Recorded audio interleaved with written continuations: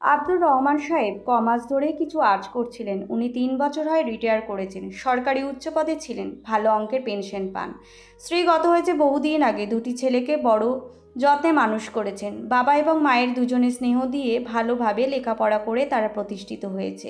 তারপর বড় ছেলের বিয়ে দিলেন, একটি নাতি হলো। ওনার মনে আর আনন্দ ধরে না। এরপর ছোট ছেলে নিজের পছন্দের মেয়ে খুঁজে বাবাকে জানালে তিনি সানন্দে সেই মেয়েকে ঘরে নিয়ে এলেন। রিটায়ারের আগে বড় ছেলের বিয়ে হয়েছিল, তারপর ছোট বৌমা এলো। আব্দুর রহমান সাহেব এখন নাতিকে নিয়ে বেশ সময় কাটান, সংসারে অনেকটা সময় ভার বহন করেন। একদিন ইজি চেয়ারে বসে সকালে কাগজ পড়ছেন, বড় বৌমার গলা পেলেন। আজ বাজারটা শর্ট আছে, রাতে রান্না হবে না। সে চাকরি করে, বলছে তার যাকে।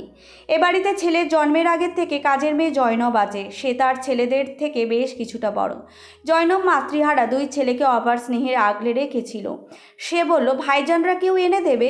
বড় বউ বলল, কেন, বাবা তো বসে আছেন, বাজারটা তো রোজ সকালে করতেই পারেন। আব্দুর রহমান সাহেবের কানে কথাটা বাজল। বুঝলেন সংসারে তার প্রয়োজন পড়িয়েছে। নিজের মনকে বললেন, মন তুই তৈরি থাক। এরপর থেকে বউদের নানান আচরণে তার প্রতি বিরূপতা প্রকাশ পেতে থাকলো।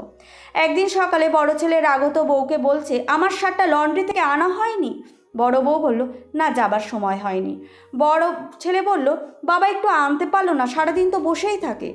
আব্দুর রহমান সাহেবের কানে গেলে ভাবলেন যুগধর্ম। এরপর একদিন এক ছুটির দিনে সকালে ব্রেকফাস্ট টেবিলে এসে দেখলেন সবাই আগেভাগে উপস্থিত। জয়নব প্লেটে গরম লুচি, আলুভাজি আর সন্দেশ পরিবেশন করছে। বড় ছেলে বলল, বাবা একটা কথা ছিল। আব্দুর রহমান সাহেব বুঝলেন এরা সকলে কিছু প্ল্যান করেছে। বললেন, বলো। বড় ছেলে বলল, জানো বাবা, কাল অফিসের কাজে গাজীপুরে গিয়েছিলাম। কাজের ফাঁকে সময় পেয়ে এখানকার দর্শনীয় জায়গাগুলো দেখতে বেরিয়েছিলাম। দেখলাম নদীর ধারে স্বাস্থ্যকর পরিবেশে একটা সুন্দর বৃদ্ধাশ্রম চালু হয়েছে। দেখেই ভাবলাম তুমি ওখানে মনোরম পরিবেশে শেষ জীবনটা থাকতে পারো। আমরা যাবো আসবো। কী রে ভাই, কি বলিস? ছোট ছেলে বলল, বেশ ভালো হবে। আব্দুর রহমান সাহেব এসে বললেন, সব তো শুনলাম, কিন্তু বাবারা, তোমরা যেমন আমার জন্য ভাবো, আমিও তোমাদের জন্য ভাবি। তাই আমরাও একটা প্রস্তাব আছে তোমাদের জন্য। তোমরাও বরং জুৎসই এবং মনোরম পরিবেশে একটা যৌবনাশ্রমের খোঁজ করে নিয়ে সেখানে গিয়ে থাকো না কেন? বাড়িটা তো আমারই, পেনশনও ভাই ভালো। জয়নব মাকে নিয়ে আমরা বাপ বেটিতে বেশ ভালোই থাকবো। তোমরাও আসবে, যাবে। এভাবে তিনি এক ছক্কায় বাজিমাত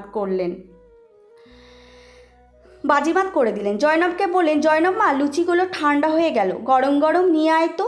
ছেলের আর ছেলের বউরা রীতিমতো হতভম্ব হয়ে গেল, বাকরুদ্ধ হয়ে বসে রইল। দিনকাল পাল্টাচ্ছে, তাই যোগ্য জবাব দেওয়ার জন্য তৈরি থাকা উচিত, তা না হলে ভবিষ্যতে বড় বিপদে পড়তে হতে পারে। সমাপ্ত।